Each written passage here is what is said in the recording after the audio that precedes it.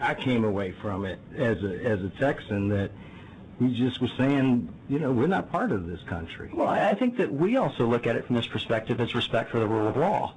When you're asking us to violate statute, how are you violating statute? I can give you several examples. In order to do what they asked me to do, and that is adopt national curriculum standards. But I'm saying what Jim said was, and I want to repeat what he said. He said to actually participate in the process. You could have said at the end of the day that we're not going to do that, but you might have participated to gather information, and we can still. But that's what I mean.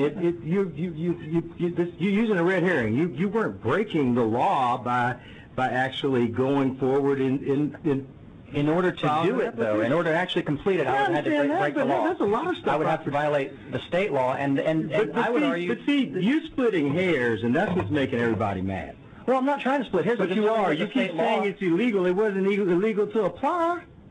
It was not. But tell me if it was illegal to apply. In order for me to do Tell me if it was illegal for you to apply. It would be illegal to enact. Okay, it's not illegal for me to promise, but I would be lying.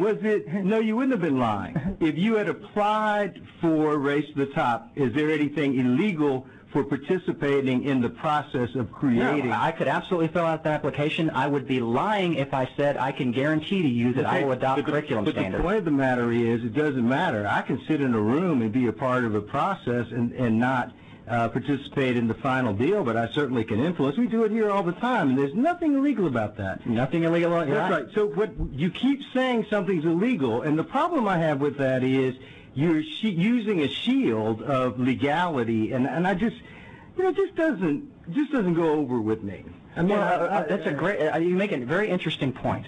Okay, let's play this out.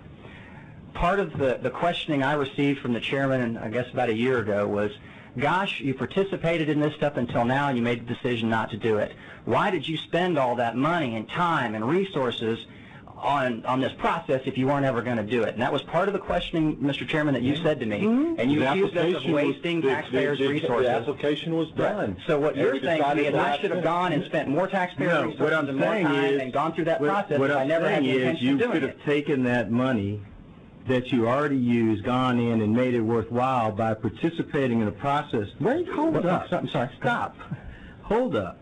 By participating in a process that makes education better in the United States of America, and you said, not me, I'm not going to be a part of that. I absolutely agree with you, and that's exactly what we did, because when we originally spent that money, that $200,000, we knew that there was a possibility we wouldn't get the funds. So what we said... It doesn't matter. You're going around the aspect of pulling out of being a part of America. And that's all I'm saying to you. If you didn't think you had anything to offer, even if you didn't take the money. I mean, I was really surprised because, I'm not a big fan of charter schools, and there's charter schools all over that thing. And you're really a good, slick answer, but, what's making me somewhat angry is that, again, whenever somebody's testifying and saying the law stopped them when it really doesn't, that's not a good thing to run out here and say. You're correct in the sense that applying for making an application, the law didn't prohibit me from making the application. You are absolutely correct. That's right. But I would point out to you, sir, and I do not mean to anger or irritate you. I'm just irritated because it's I can't, and let me find how many ways to say I can't. I would simply say the proof is in the pudding. I mean, there were no states awarded any funds under Race to the Top that didn't commit to the Common Core National Curriculum. But I'm not talking about whether they were awarded the funds or not. I'm talking about participating in something that has an impact on not only Texans but the folks. I appreciate your point. And what you keep coming back with is the awarding of particular Race to the Top funds or what was in the curriculum standards. You didn't even try to affect the curriculum standards because it would seem to me that we would all be concerned about what happens in this country, and you walked away. Well, okay, let me irritate you just a little bit more. Go right ahead. And I'll just apologize for this up front. That's all right. But part of my philosophical problem with the federal government developing curriculum standards is it violates federal law. There's a federal law in the books that says the U.S. Department of Ed may not require the development of curriculum standards. It may not create a national test, and it may not create a national student identifiable database. Those three things are in federal law. You know, what I would have said is, in every meeting I would have said, you know what, you can't do this, you can't do that, you can't do this. It's better to do it actually inside the tent than outside of the tent. No, I appreciate your point. And so, you know, that's sort of my point, is that it's like I told UT on Tier 1. I said, why would the most excellent school in the world, at least that's the concept, not want to see other excellence? So why would the greatest school, you know, system in the world, Texas, not want to see excellence expanded?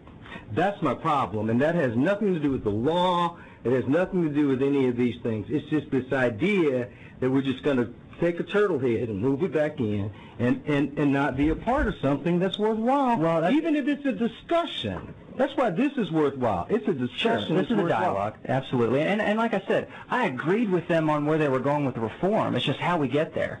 And so I think we all agree on excellence. It's just how we get there. Well, but you didn't even participate in the process. Not in that particular process, right, to see if you could have an influence on, and I think that's a failure.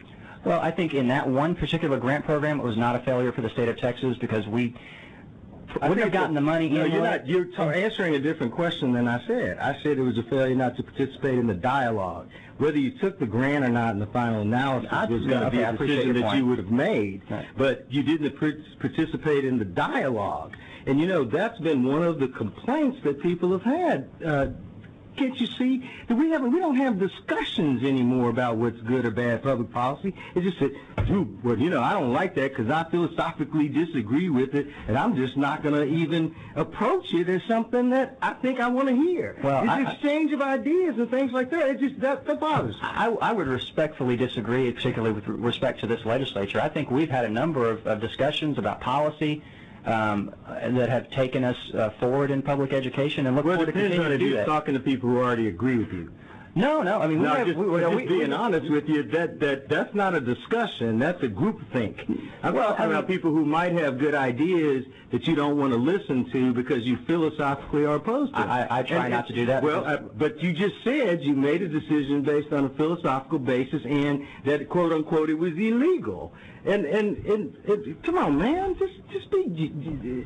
Don't be genuine. Don't be disingenuous. I mean, that's. I'm not trying to be disingenuous. I know you're not trying to be. My perspective was. Well, I know you're not trying to be. And what you're saying to me is I should have participated in the process, and I'm saying, you know, I didn't see value in it. You don't see value in having a discussion about how education is rolled out in the nation? I think that's a discussion that we're continuing to have here in the state of Texas, and I absolutely will continue that discussion. I didn't see value in Texas participating in a Common Core discussion because it was something that wasn't going to happen in Texas under current law. That's the way I look at it. Well, I mean, we disagree, obviously. Sure.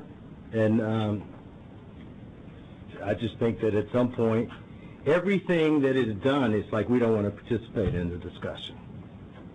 Well, that's why it was a disappointment to me, too, because I did want to participate on those 4 reform themes, and I still agree with them on the reform themes. It matters not. I'm disappointed that we didn't participate in the discussion and that we continue to be a turtle that pulls its heads and its arms and legs in and says, no. I don't think that's healthy for a country, although that's right. We're not part of a country anymore, are we? Sir? Never mind. Mr. Scott, thanks. I think, just to sum, I think that we would. I don't like a lot of things D.C. does, and if you had come back and said we applied, and after we saw what the standards are going to be, we think we want to go our own way, then I think you wouldn't get any of this. No, I appreciate that. You wouldn't get any of this, and you actually got us all excited about this. Oh, I was excited about it. And we spent money on an application, and then last minute somebody pulled the plug.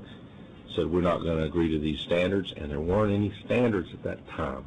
And if you'd come back and said, hey, now we've seen the standards and this is a piece of junk, so we're going to withdraw our application, everybody'd say fine.